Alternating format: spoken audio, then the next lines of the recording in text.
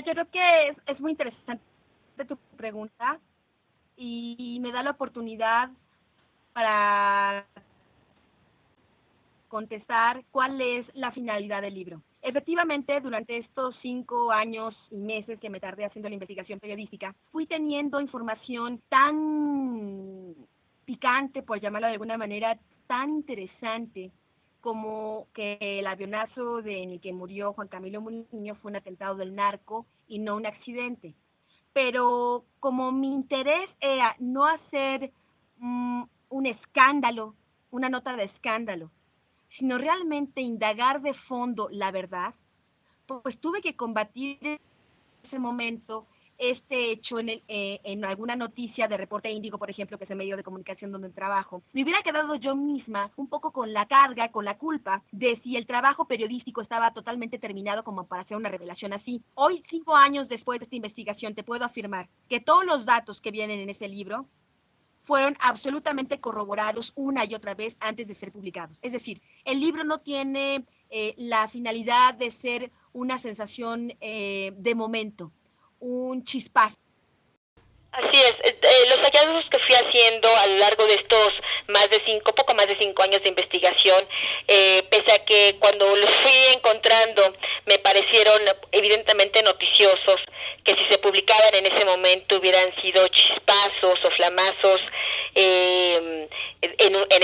del momento. Yo lo que quería es justamente que no fuera eso, que no fueran notas que a los 2 días se olvidaran, ¿no? Lo que yo quería era corroborar fehacientemente cada uno de los datos, así me tardara más tiempo, así perdiera de pronto la coyuntura mediática, para realmente ofrecerle a los lectores un trabajo de investigación serio, fundamentado, en donde cada uno de los datos que yo ofrezco en el libro de los señores del narco está perfectamente corroborado una y otra vez por diferentes fuentes de información, como es el caso del avionazo donde murió Juan Camilo Muriño.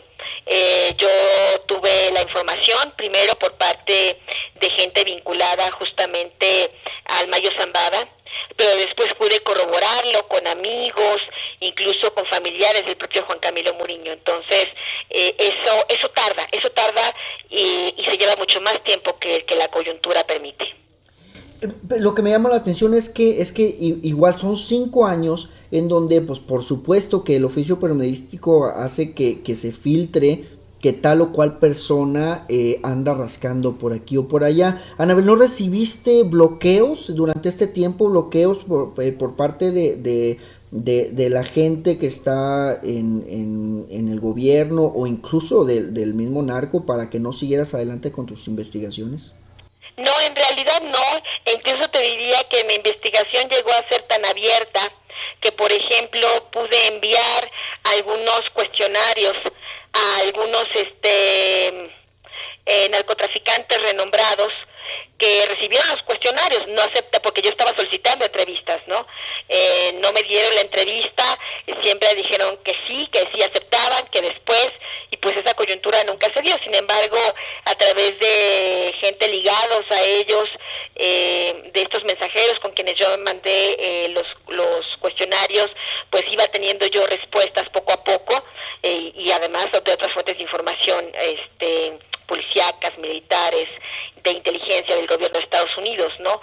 Entonces, pese a que la apertura que incluso hice de esta investigación, la verdad es que no recibí presiones para poder concluir con mi investigación.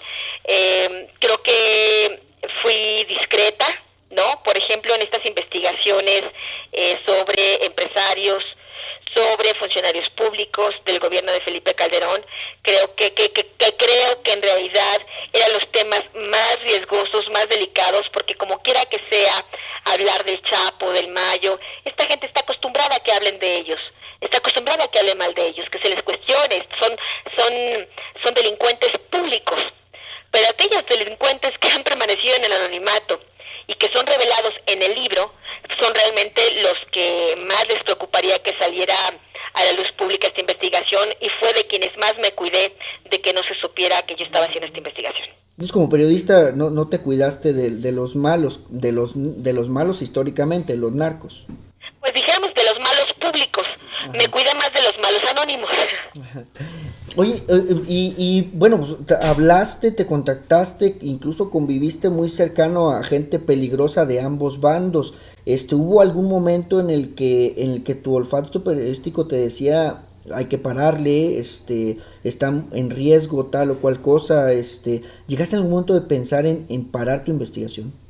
Mira, yo no hablaría de la palabra convivir, porque convivir implica muchas cosas, implica una relación amistosa, o comer, o beber, o ir a encuentros, o fiestas, o cosas por el estilo. No, mi actividad con este tipo de fuentes de información fue única y exclusivamente de entrevistas.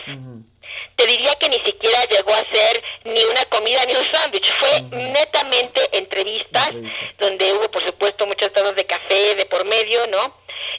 Pero fue un trabajo distante, diría yo. Sentarte con ese tipo de personas siempre sacude muchas cosas del interior de uno, porque uno no deja de pensar que quien está enfrente es un delincuente, que quien está enfrente seguramente debe muchas vidas.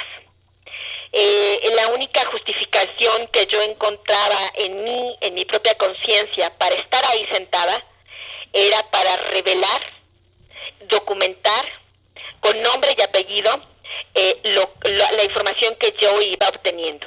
Es mi única justificación, la única justificación que yo como ser humano, como periodista puedo dar a tales encuentros. Y creo que finalmente, y cualquiera que pueda ver el libro lo podrá ver, he sido una periodista objetiva. Ninguna de las personas con las que me senté puede decir que fue traicionada. Ninguna de las organizaciones de las que existen en México pueden decir que quedaron intocables. Realmente creo que uno, y lo digo modestamente, uno de los valores del libro es que no hay nadie que haya quedado libre de investigación y de cuestionamiento. No es un libro para apoyar un cártel o criticar a otro. Es un libro que es tajante en contra de la delincuencia organizada, ya sea desde las áreas públicas, como estos señores del narco que conocemos en los carteles de la PGR, de la DEA o del FBI, tanto contra los otros señores del narco que no aparecen en estos carteles, pero que sin embargo también trabajan para la delincuencia organizada, como empresarios, policías, militares, padres de expresidentes, etcétera, etcétera. Entonces fue una investigación imparcial, que creo que es imparcialidad, cuando menos en torno a lo que se refiere al crimen organizado. Me refiero a una imparcialidad, una crítica rotunda a todos. Es lo que ha permitido que hasta ahora pues siga con vida, porque revisando casos, por ejemplo, como el de el libro que se escribió en su momento contra Juan García Ábrego, de la periodista Yolanda, a las muy pocas semanas fue ejecutada en su casa con sus hijos y su esposo. Está el libro de Nabolato Bengo, donde se habla de la vida de Amado Carrillo Fuentes, cuyo autor, el abogado Bojorges, también fue ejecutado, o más bien fue desaparecido. Nadie más lo ha vuelto a ver a las pocas semanas de haber publicado el libro. Yo pues ya tengo más de 2 meses de haber publicado el libro, he estado yendo a hacer presentaciones y todo este tipo de cosas, pues porque fue una investigación abierta y honesta. Mira, en los agradecimientos, o más bien a quien le ofrece el libro, dice: a todas las fuentes de información que me dieron acceso a sus conocimientos, testimonios y expedientes, pese al riesgo. Algunas de ellas hoy son parte de la penosa cifra de ejecutados y desaparecidos en México. Así como mencionaste nombres y apellidos en tu libro de la gente en específico, hay nombres de gente que debido a que te dieron información fue desaparecida y ejecutada. Mira, lo que yo pude ir indagando conforme estas cosas fueron pasando, es decir, gente con la que yo estaba platicando, que me estaba dando información, que después fue ejecutada o desapareció, fue levantada, indagando, supe que estos hechos ocurrieron no por haberme dado información, sino por sus propios vínculos con este tipo de organizaciones, ¿no? Realmente mis fuentes de información en ese sentido, en ese rubro, no han sido ni amenazadas ni ejecutadas por el narcotráfico. Otras fuentes de información, sin embargo, vinculadas a revelaciones que se me hicieron en torno a la corrupción, por ejemplo, en la Secretaría de Seguridad Pública Federal y ese tipo de cosas, hay fuentes mías de información que sí fueron amenazadas, que sí han sido acosadas por la Secretaría de Seguridad Pública Federal, por ejemplo. Obviamente, tu libro revela nexos cercanos, por ejemplo, de García Luna, de Mourinho, del mismo presidente Fox, de empresarios importantes. Hablas incluso de esta empresa en el aeropuerto de la Ciudad de México, de gente muy conocida que está allí, con nombres, incluso con documentos. Hasta el momento, no sé si el gobierno te ha desmentido y si lo hay o no hay desmentidos en torno a la información que tú has publicado. ¿Te han denunciado por difamación alguno de todos estos personajes a quienes tú expones como gente involucrada con el crimen organizado? Bueno, quiero comentarte que por parte del gobierno, por parte de la familia de Juan Camilo Mourinho, por parte de estos empresarios a quienes yo estoy denunciando, como la empresa Aviones S.A., como tú comentabas, que operaba y sigo operando hasta la fecha en el Aeropuerto Internacional de la Ciudad de México, no ha recibido ningún desmentido ni ninguna denuncia civil, lo cual correspondería si alguien se sintiera difamado, ¿no? Ajá. O sintiera que hay elementos para pensar que esta investigación no es sólida o algo por el estilo, ¿no? No he recibido ningún tipo de denuncia civil. Lo que ha pasado, por ejemplo, es que el expresidente Vicente Fox, como todos saben, en Twitter, ¿no? Se puso a insultarme, se puso a pretender pues ofenderme, ¿no? Pero les puedo asegurar que más allá de la rabieta que pegó por haber sido pues exhibido de esta manera, porque además no lo exhibo yo, fue información que me proporcionó la DEA, y él lo sabe perfectamente. No, ni siquiera él, que me insultó e hizo su tango, ha procedido civilmente en mi contra por difamación ni nada por el estilo. Porque yo creo que el expresidente Vicente Fox sabe perfectamente que tendría entonces que demostrar o explicarle a la opinión pública si su fortuna no viene del presunto soborno recibido por el Chapo Guzmán, como señalaba la DEA en el 2006. Si su fortuna no viene de la corrupción, tendría que explicar de dónde se volvió millonario de la noche a la mañana. Y creo que ese es el lugar incómodo donde Vicente Fox no quiere llegar. Ahora, tocas el tema también de seguridad pública. Supe que recién publicado el libro empezaste platicaste con Carmen Aristegui que habías conocido de algunas fuentes sobre un posible plan para desaparecerte por parte de Seguridad Pública Federal. Así es, eso ocurrió a los pocos días de haber salido ya el libro. El 3 de diciembre pasado me vi en la necesidad de presentar una denuncia penal contra quien resulte responsable en la Procuraduría Capitalina,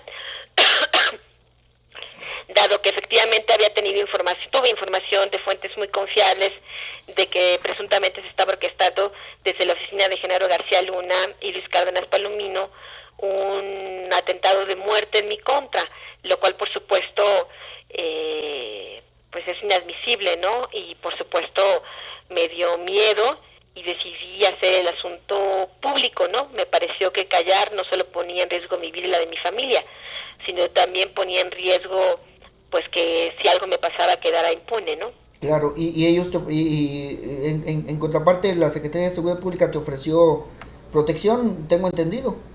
Irónicamente, después de que yo presento esta queja ante la CNDH primero y luego la Procuraduría Capitalina, la Secretaría de Seguridad Pública Federal, lo cual todavía preocupó más a la CNDH, y ustedes si quieren como periodistas pueden consultar cuál es la idea que tiene la CNDH de mi caso la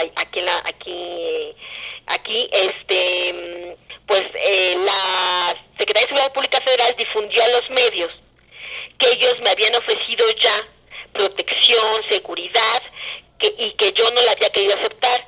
Cuando la Secretaría de Seguridad Pública Federal anunció eso, yo ni siquiera siquiera había sido notificada de que la Secretaría estaba ofreciendo tal cosa, lo cual puso en alerta máxima la seguridad en torno a mí, porque ¿qué estaba haciendo la Secretaría de Seguridad Pública Federal o qué parecía que estaba haciendo? Pues no la cuidamos, no, o sea, si le pasa algo no es culpa nuestra, pues porque que conste que nosotros quisimos cuidarlo, ¿no? Cuidarla, entonces pues hizo todavía la situación aún más delicada. Y entonces, ¿qué sucedió después, Anabel? Tú eres una figura pública, eres alguien que anda presentando el libro, que sigues haciendo trabajo periodístico.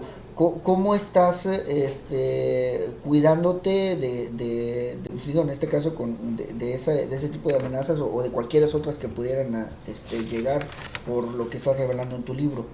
Mira, por un lado la CNDH pidió a la Procuraduría Capitalina medidas cautelares a mi favor, es decir, cuento con custodia por parte de la Procuraduría Capitalina. Pero además, en mi caso, por desgracia, y es una vergüenza me parece, para México, para los periodistas mexicanos, pues se hizo público en otros países. He recibido el apoyo de organizaciones tan prestigiadas como la de Libera. He recibido apoyo también por parte del Comité de Protección de Periodistas en Nueva York, que después de analizar mi caso durante semanas, finalmente me llamaron por teléfono, no solo para darme su apoyo, sino para ofrecerme asilo en algún país de Europa. Lo mismo he recibido propuestas de asilo de otras organizaciones, ¿no?, para que yo salga del país, dado que después de haber evaluado mi caso consideran que estoy en alto riesgo.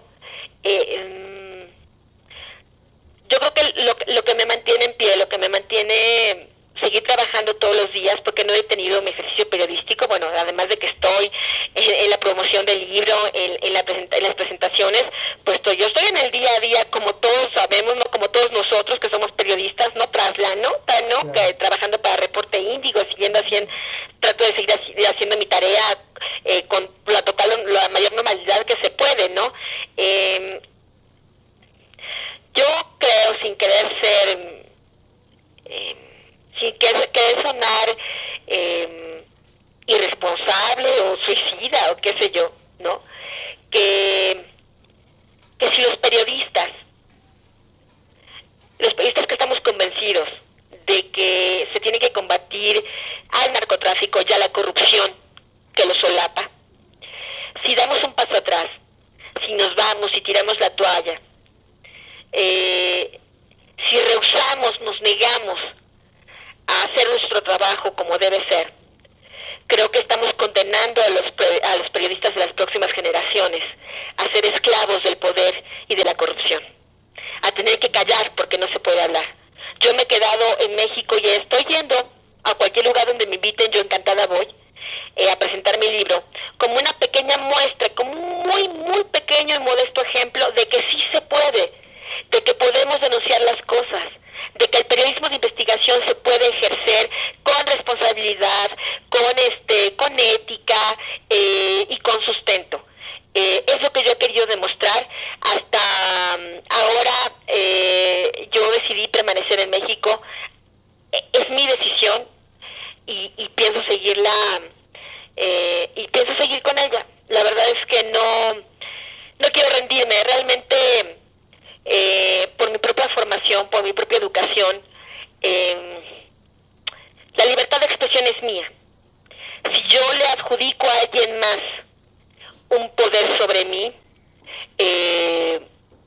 cedo parte de esa libertad de expresión, y creo que eso no le haría bien a nadie, mucho menos a mí como periodista, o mucho menos a la libertad de expresión a la que aspiramos todos.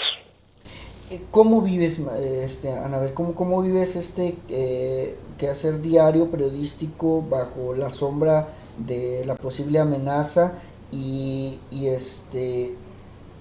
si aparte de esto que supiste de alto mando de la Secretaría de Seguridad Pública ha llegado otro tipo de amenazas o has sentido el acoso, te han seguido? ¿Qué ha habido alrededor de estos 2 meses?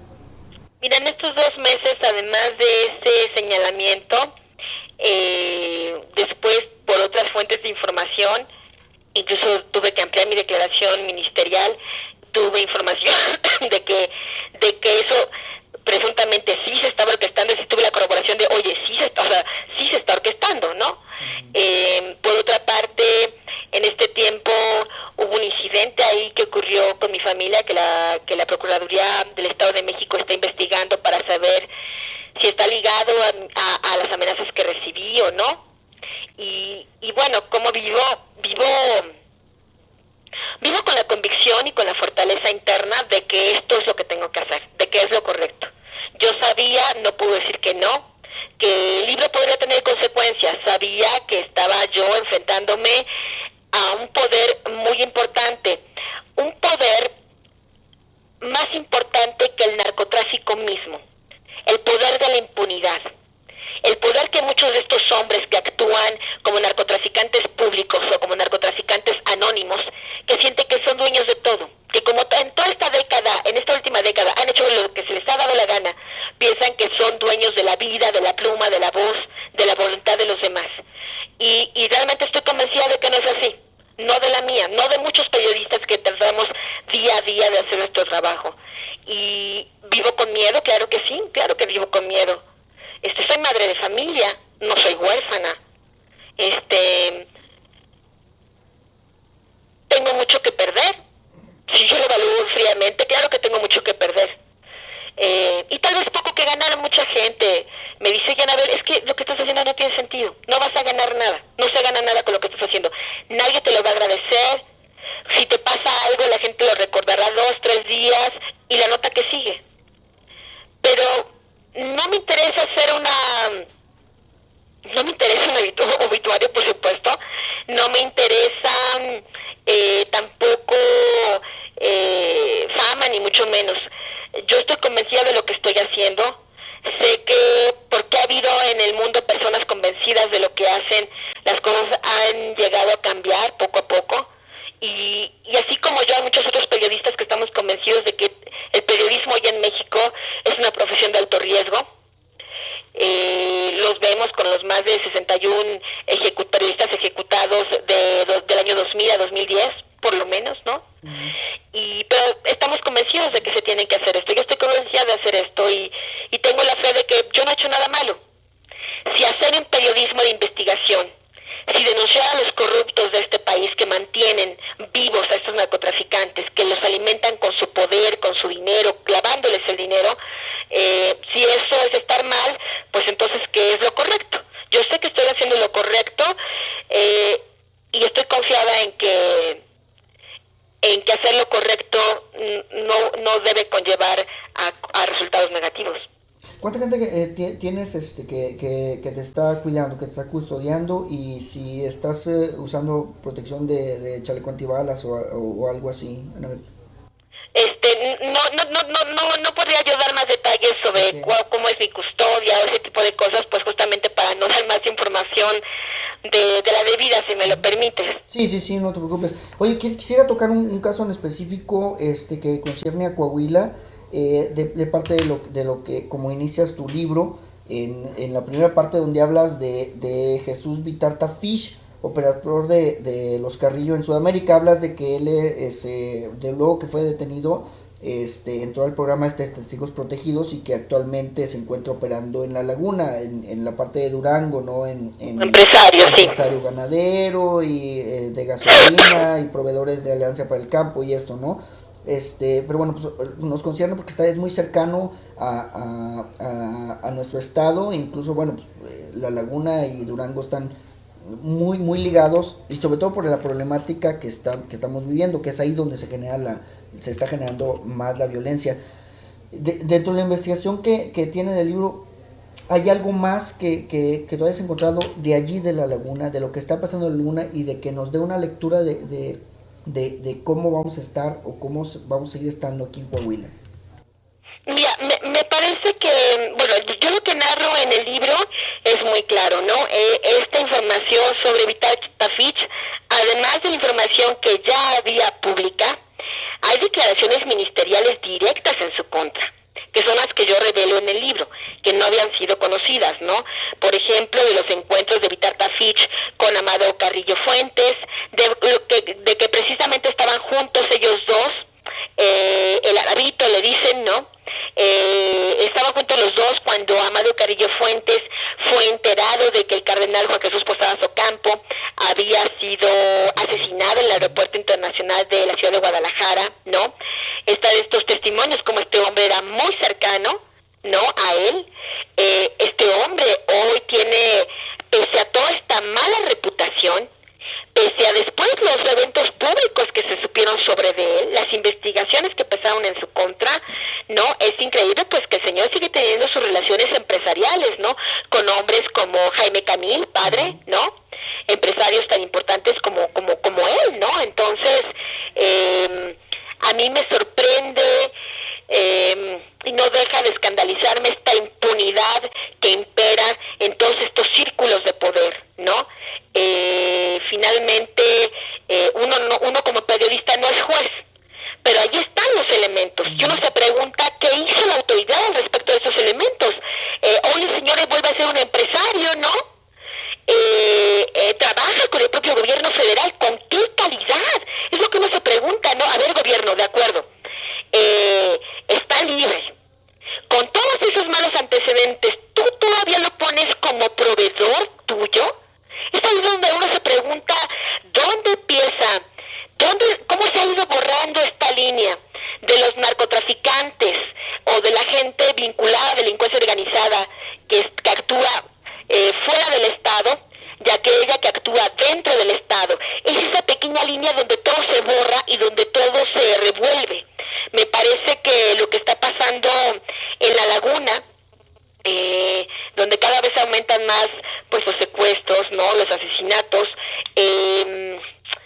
es una fotografía de esta descomposición que vive el país por culpa de esa impunidad, por culpa de esa corrupción, donde todo queda revuelto en un mismo costal. Por desgracia, de acuerdo a la información, a las últimas entrevistas que yo pude tener antes de terminar el libro con gente vinculada a la delincuencia organizada, hay un gran descontrol por parte del de los propios cárteles como habitualmente los conocemos. Lo que está pasando en México es algo todavía mucho más delicado. Ya no solo tenemos a los grandes cárteles que todos conocemos, el cártel de Sinaloa, el cártel de Juárez, el cártel del Golfo, los Zetas, disputándose sus territorios. Hoy tenemos mini cárteles o mini células, mini organizaciones de criminales, de narcomenudistas, que se mandan a sí mismos, que no conocen al Chapo ni quieren conocerlo, ni quieren una llamada telefónica, y seguramente si les llama para que se pongan en orden, lo van a insultar. Estos grupos que han ido creciendo por esta estrategia fallida, hipócrita del gobierno federal, ¿no?, donde se han dedicado a cortar las cabezas de los principales líderes de los cárteles enemigos del Chapo, pero sin medir que esa gente ni está manca ni está ciega. Evidentemente esa cortadera de cabezas sin ton ni son ha provocado que esas mismas organizaciones se vayan fracturando, tomando actitudes mucho más anarquistas de lo que ya eran y mucho más violentas de lo que eran. Entonces, por desgracia, hay un total descontrol, incluso por más irónico que suene, del propio crimen organizado. En tu libro hay nombres, hay personajes coahuilenses. Sí, claro. Empezando, por ejemplo, por el expresidente Luis Echeverría. Todos lo ubicamos, lo conocemos como el presidente de la Guerra Sucia, el asesino de periodistas, de estudiantes, pero nadie lo ubica en su otro rostro. Yo publico en el libro documentos de la Policía Judicial Federal, donde en 1992 se hace un cateo en su residencia ahí de Magnolia, en la colonia San Jerónimo, aquí en la Ciudad de México, porque tenía escondido en su casa a nada más y nada menos que el entonces contador del Chapo Guzmán y de Amado Carrillo Fuentes. Hay, por ejemplo, información respecto al padre del expresidente Ernesto Zedillo, que todo el mundo lo ve y piensa, no, pues este presidente de la transición, y qué bueno, y qué moderno, y qué demócrata. No, bueno, pues hay testimoniales, testigos, no protegidos, sino testigos con nombre y apellido, que ministeriales, de declaraciones ministeriales, que imputan al papá de Ernesto Zedillo como pues partícipe de bodas de narcotraficantes incluso siendo el orador, el padrino, ¿no? Hay, por supuesto, señalamientos extras, señalamientos, ¿cómo llamarlo?, nuevos sobre el propio Raúl Salinas de Gortari, que sabemos que estuvo en la cárcel, hoy está libre, como si nada, ¿no? Pero hay señalamientos que vuelven a involucrarlo o que reiteran este señalamiento de que estaba presuntamente involucrado con el cártel llamado Carrillo Fuentes, ¿no? Tienen, por ejemplo, por supuesto, esta investigación que inició la DEA en el 2006 sobre el presidente Vicente Fox y su familia, sobre los presuntos vínculos y protección de él hacia el Chapo Guzmán. Viene, por supuesto, el escandaloso caso de Jorge Enrique Tello Peón, hoy asesor de cabecera, el inadmisible asesor de cabecera del presidente Felipe Calderón, que de acuerdo a todas las miles de fojas del expediente de la fuga del Chapo, fue uno de los artífices de toda la corrupción que imperó en Puente Grande por lo menos un año y medio antes de su fuga, y de, por supuesto, ya su propia salida de Puente Grande. Ahí lo tenemos impune como asesor del presidente, ¿no? Tenemos personajes como el propio ex candidato del PAN a la gubernatura de Veracruz, el señor Miguel Ángel Yunes, ¿no?, el neopanista. Tenemos, por supuesto, señalamientos en contra de Genaro García Luna y de su equipo de estar presuntamente vinculado como brazo armado, como empleados del narcotráfico, ¿no? Hay un caso que a mí en lo particular me sacude mucho como ciudadana y como periodista, el caso de Edgar Eusebio Millán. El presidente Felipe Calderón le hizo homenaje de héroe con cuerpo presente ahí en las instalaciones de la Secretaría de Seguridad Pública Federal, aquí en Constituyentes. Envolvieron su féretro con la bandera nacional, tiraron salvas al aire diciendo que era un héroe caído en la guerra del narcotráfico, ¿no? Hoy en el libro presento documentos inéditos donde se señala, varios testigos del crimen organizado señalan ministerialmente, acusaciones ministeriales, que Edgar Millán era uno de los sirvientes más fieles del Chapo Guzmán, iba a recibir órdenes constantemente del Chapo Guzmán, del Mayo Zambada, para ver a quién tenían que detener ahora, a quién tenían que liberar, a quién tenían que intervenir sus llamadas telefónicas. Un asunto realmente vergonzoso. Estas son solo algunas de las revelaciones con nombre y apellido que hago en el libro de los Señores del Narco, entre otras. ¿Hay algún coahuilense, Anabel? Pues bueno, está el asunto de Vitar Tafich, y bueno, en el momento no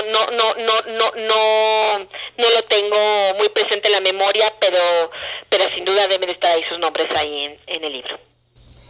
¿Qué sigue para ti? ¿Qué sigue para ti ahora?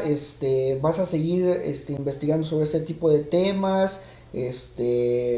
¿Hasta cuándo vas a terminar la presentación de tu libro? Y si ya tienes en mente algún otro trabajo así de este tipo, o si ya lo comenzaste, ¿no?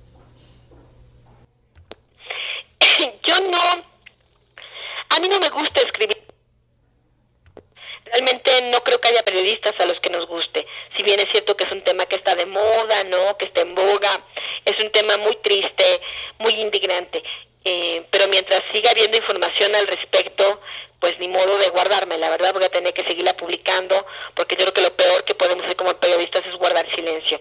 No, de momento no tengo ninguna otra investigación ningún otro libro en puerta. Realmente estos 5 años han sido muy agotadores, no solo por el trabajo que se requiere para hacer esto, sino incluso emocionalmente, ¿no? Ha sido una pesadilla, ha sido bajar al infierno y haber salido de él y estar hoy aquí esperando que pase algo, esperando que algo cambie. Última pregunta, Anabel. En Oriente Medio hay ciudadanos levantándose, exigiéndole un cambio a sus gobiernos. ¿Tú crees que México algún día despierte a ese nivel de exigirle a los gobiernos corruptos que denuncian los periodistas un cambio radical, un movimiento realmente ciudadano que se harte a ese grado de lo que está pasando en Oriente Medio? Mira, yo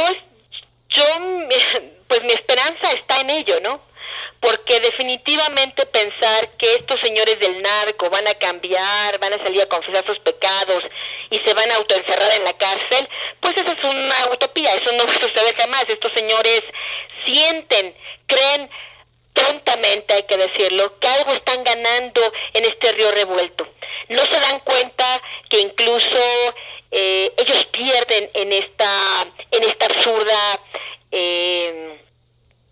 guerra entre narcotraficantes, en la que el gobierno federal es brazo armado de uno de esos grupos de narcotraficantes.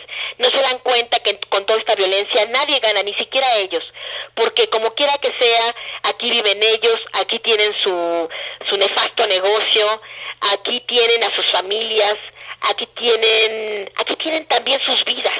No se dan cuenta que al hundir el barco, ellos también viajan en el barco, también se van a hundir.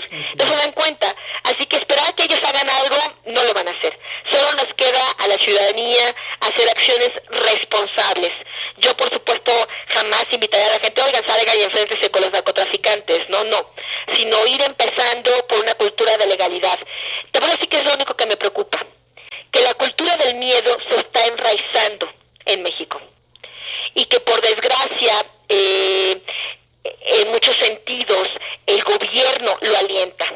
Todas estas historias del pozolero, de los sicarios malditos que descuartizan, que violan, que matan, nos lo quieren vender, o de pronto la sociedad piensa que estos malandros, que estos personajes siniestros son indestructibles, porque son tan listos, son tan malos, que son indestructibles, porque no nos damos cuenta de que esta violencia es solo, ¿cómo llamarlo?, un síntoma de nuestra enfermedad llamada corrupción. Que estos personajes, ni los sicarios, ni el Chapo, ni el Mayo Zambada, ni Genaro García Luna, ni ninguno de estos personajes siniestros podría sobrevivir sin la protección que da la corrupción, sin la colusión con banqueros, con empresarios que los mantienen en sus puestos o los mantienen como narcotraficantes de primer nivel. No nos damos cuenta que en realidad esta sociedad más empoderada podríamos hacer mejores cosas. Creo que lo que le falta a la sociedad mexicana es empoderarse en el buen sentido de la palabra y darse cuenta que el destino de todos de todas esas personas que están destruyendo nuestro país realmente está en nuestras manos, porque ellos siguen siendo menos que nosotros. Creo que nos falta empoderarnos, sobrepasar el miedo, que el miedo no nos inmovilice, que es lo que creo que está pasando, porque el miedo puede servir para dos cosas. El miedo te puede inmovilizar, bajar las manos y permitir que te pase lo que sea, derrotado, o te puede permitir moverte para salvar el pellejo, para evitar que las cosas empeoren. Creo que a veces del miedo se saca el mayor de los valores, y creo que es lo que necesitamos la sociedad mexicana.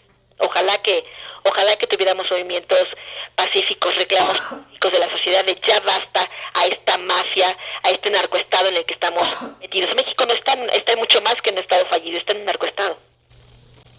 Se me pasaba algo, lo de la vista cada vez más cercana de Estados Unidos hacia México y a la posibilidad de que cada vez intervenga mucho más, hay casos muy sonados de América del Sur donde pues cuando los países ya perdieron completamente el control de lo que estaban haciendo, Estados Unidos entró y hizo lo que quiso. México puede ser uno de esos casos. Por supuesto que puede ser uno de estos casos, pero en realidad el debate es un debate un poco falso. ¿A qué me refiero? Ese no sería el peor de nuestros males. No digo que qué bueno y que lo hagan, no. Pero digo que no nos enfrasquemos en ese debate, porque ese no es el peor de nuestros males. El peor de nuestros males los estamos viviendo día a día. Está el desgobierno, está la impunidad, que necesitamos ponernos las pilas como sociedad. Necesitamos hacernos proactivos, dejar nuestra apatía y hacer algo. La intervención de los gringos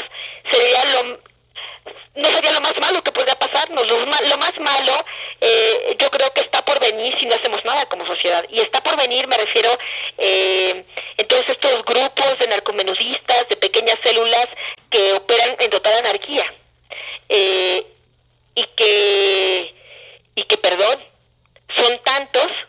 que ni siquiera la intervención del gobierno de Estados Unidos podía solucionar. La solución está en otra parte y creo que está en nosotros.